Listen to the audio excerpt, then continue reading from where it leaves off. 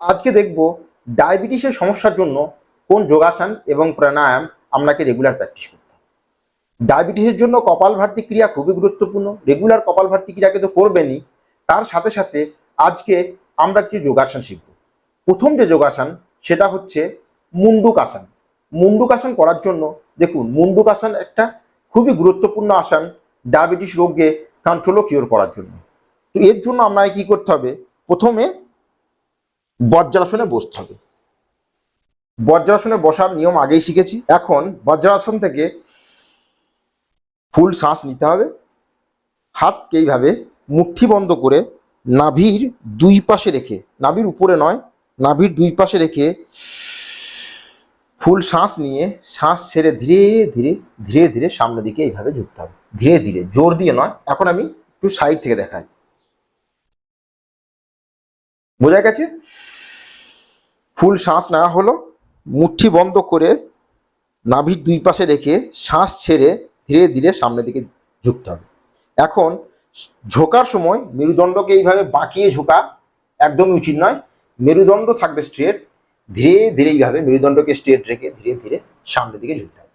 এখন আপনার যদি শুরুর দিকে সম্পূর্ণ ঝুঁকতে অসুবিধা হয়, তাহলে আপনি যতটা পারবেন ততটা ঝুঁকবেন। যদি এই অবস্থায় আসতে সম্ভব হয় তো এই অবস্থায় আসবেন এবং এখানে হোল্ড করবেন।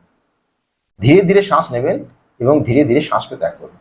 এখন যখন সম্পূর্ণ আপনার প্র্যাকটিস হয়ে যাবে, তখন ধীরে ধীরে সামনের দিকে ঝুঁকতে থাকবেন এবং এক সময় আপনার যে মাথা সেটা গ্রাউন্ডে স্পর্শ হবে।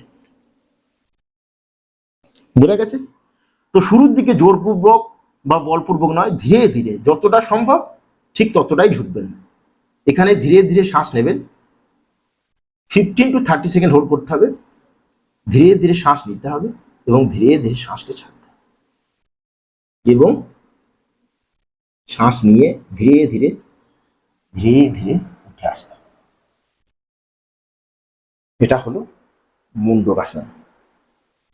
প্রত্যেক আসনকে 3 থেকে 5 বার এবং প্রত্যেকবার 15 to 30 সেকেন্ড হোল্ড করতে হবে। আমি আগেও বলেছি, ডিউরেশন এবং সঠিক পোশ্চার। যখন আপনি কোনো আসনকে সঠিকভাবে করতে পারবেন, তখন আপনার রোগ ধীরে ধীরে ধীরে ধীরে আজ নয় তো কাল, একদিন না একদিন শরীর থেকে নির্মূল হবেই। বোঝা গেছে? তো ধীরে আর জলদিবাজি নয়, যোগের ভাষায় স্থিরম সুখম। স্থির মানে যেখানে স্থিরতা সেখানে সুখম, কথার অর্থ হচ্ছে সেখানেই শরীর থেকে রোগের মুক্তি। এটা হলো মুন্ডুকাসন। এর পরের যে আসন আপনাকে করতে হবে সেটা হচ্ছে যোগ মুদ্রাসন। যোগ মুদ্রাসন করার জন্য আমাকে কি করতে হবে, এটা হলো সুখাসন। সুখাসন থেকে আপনাকে বসতে হবে পদ্মাসন। এখন করব যোগ মুদ্রাসন। যোগ মুদ্রাসন খুব ইজি আসন, শুধু পদ্মাসনে বসা শিখে নিতে হবে। এখন আপনি যদি শুরুর দিকে পদ্মাসনে বসতে না পারেন, তাহলে আপনি বসবেন সুখাসন, মানে কমফর্টেবল পোজ। বোঝা গেছে? এটা শুরুর দিকের অভ্যাস। তো এখন আমি পদ্মাসনে বসলাম। এরপর আপনাকে কি করতে হবে, লেফট হাতে তালুকে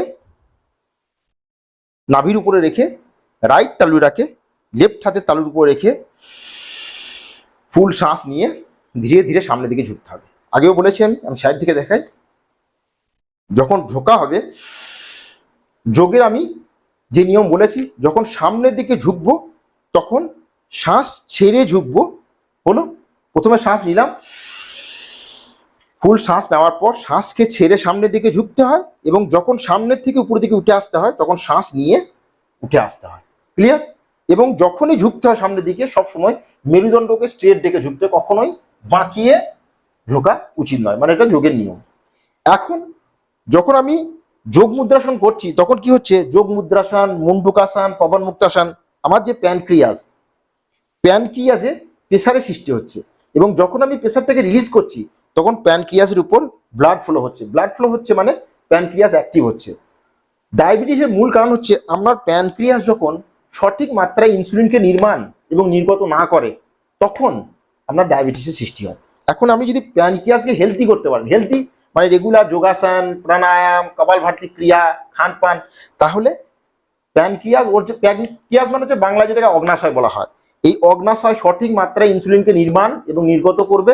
তাহলে আপনার ব্লাডে যে ইনসুলিনের যে ইমব্যালেন্স ছিল সেটা ব্যালেন্স হতে থাকবে এবং ধীরে ধীরে ধীরে ধীরে আজ নয় তো কাল, একদিন না একদিন আপনার যে ডায়াবেটিস রোগ, যে সুগার রোগ, সেটা কমপ্লিটলি কিওর হবে।